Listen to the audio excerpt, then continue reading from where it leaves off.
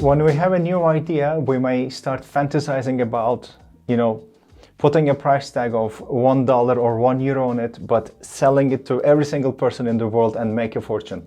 What is your take on reaching the consumers or the businesses, or in other words, focusing on B2C or B2B? Will you focus on user, customers, or will you focus on businesses?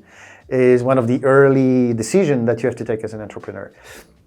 The truth is that most of the ideas that we come up with are B2C ideas because they're coming from a lack, from something you don't have, some service that you would love to have as a user and doesn't exist. So, well, yeah, maybe it's an opportunity. And here there is a mistake, conceptual mistake, and that's the following one, that the end user, the one that benefits from the service, is the one that needs to pay. And you know what? It's not always like that. And the more we enter in complex business models, marketplaces, three-sided marketplaces, and all those new models that are appearing with new technology, what you see is that along the value chain of any product, there are agents, distribution, vendors, partners that are more interested to build the business than only the end user, and they're more willing to pay for that service to exist. The typical example in that is the last mile delivery. We are living in a world where 5 years ago, we had no Deliveroos, we had no Globos, we had no Uber Eats. Remember Uber? It was taxis. You call it a nice car and an app. And now Uber Eats is a lot more. And by the way, it's Uber Eats. You ask your money, you ask your food on the app. Now, who is the end user of that? It's you, it's me.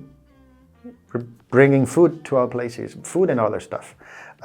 So all those business models were kind of born assuming that the end user, the one that received the goods at his home, would be the one to pay for the service.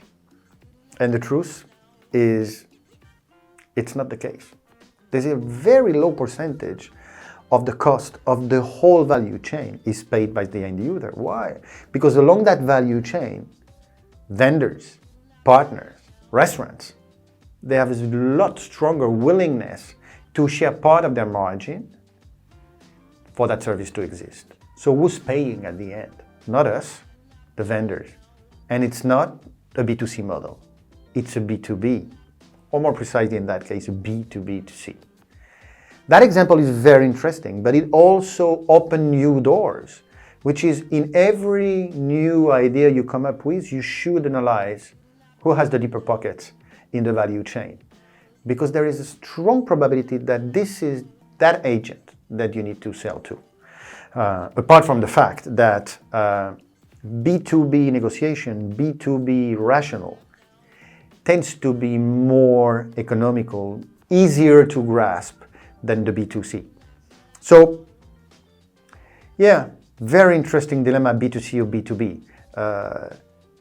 That's a decision that should always be rethought and based not just on who's getting the service, but who along the value chain gets the benefit of you creating a new product.